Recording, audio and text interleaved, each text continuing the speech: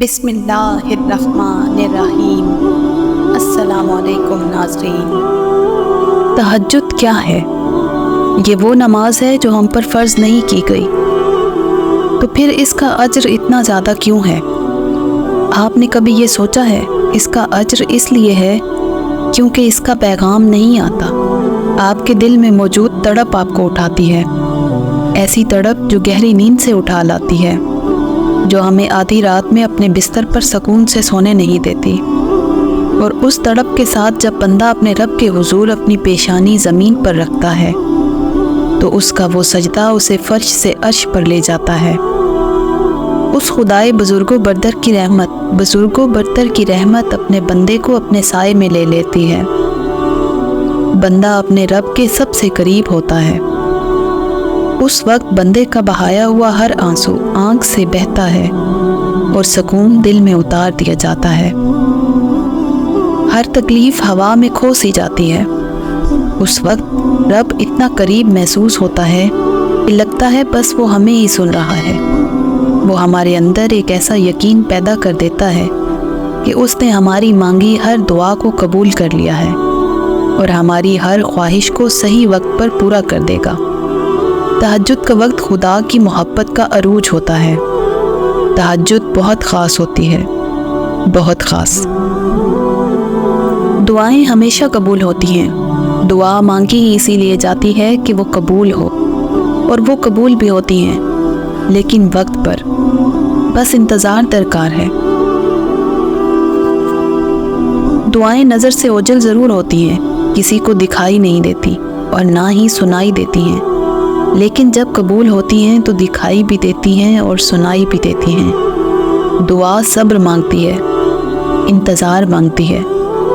جب ہر چیز کے ہونے یا نہ ہونے میں وقت لگتا ہے تو پھر دعا میں کیوں نہیں؟ یہی تو بات ہے، انسان نہ صبر کرنا سیکھتا ہے اور نہ ہی انتظار۔ ضروری تو نہیں کہ ہر دعا مانگنے کے ساتھ ہی قبول ہو۔ دعا تو اڑتے ہوئے پرندوں کی طرح ہوتی ہے جو ایک نہ ایک دن منزل تک ضرور پہنچ جاتی ہے۔ جب پہنچ جاتی ہے تو قبول ہونے میں شک کیسا؟ میرا کام تو تھا مانگنا، دینا نہ دینا تو میرے رب کا کام ہے۔ آدھی رات میں اٹھ کر ٹھنڈے پانی سے وضو کر کے اپنے ٹھٹھراتے ہوئے جسم اور کپکپاتے ہوئے ہاتھوں کے ساتھ جائے نماز پہ کھڑے اپنے رب کے آگے سجدہ ریز ہونے اور پھر اس سے گفتگو کرنے میں جو لطف ہے وہ کسی دوسری شے میں نہیں۔ جب تم اپنے آپ پر ضبط کر کے خود کو کسی ایسے کام سے روکتے ہو جو کہ تمہاری پسند کا ہوتا ہے مگر تمہارے رب کو پسند نہیں ہوتا، تو تم جانتے ہو اس وقت اس رب کو تم پر بہت پیار آتا ہے، اور اس لمحے وہ تمہاری دعا پر وہ کن فرما دیتا ہے۔ تم آج اس کی رضا قبول کر لو اور پھر وہ تمہیں تمہاری رضا نصیب کر دے گا۔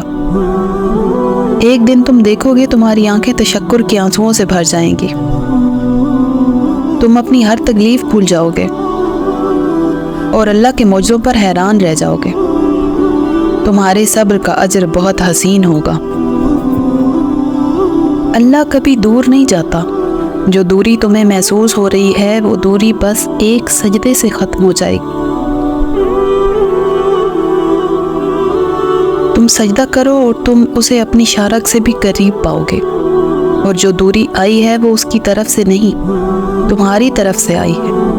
وہ دور نہیں جاتا، ہم خود ہی دور آ جاتے ہیں اپنی خواہشات کے پیچھے بھاگتے بھاگتے۔ تم جاؤ اس کی طرف، مانگو اس سے، اس کی رحمت کو، اس کے کرم کو۔ وہ تمہیں خالی ہاتھ نہیں لوٹائے گا۔ تہجد کی دعائیں جب نصیب کے روبرو آ کر کھڑی ہو جاتی ہیں تب کچھ بھی ناممکن نہیں رہتا۔ تب 400 کن کی صدائیں گونجتی ہیں۔ تہجد کا خاموش سجدہ اور زار زار بہتے آنسو اللہ کبھی ضائع نہیں کرتا۔ وقت تہجد خاموش آنکھوں سے بہتے آنسو اور اللہ کے سامنے بیٹھے بے بس انسان کی فریادیں کبھی ضائع نہیں ہوتی۔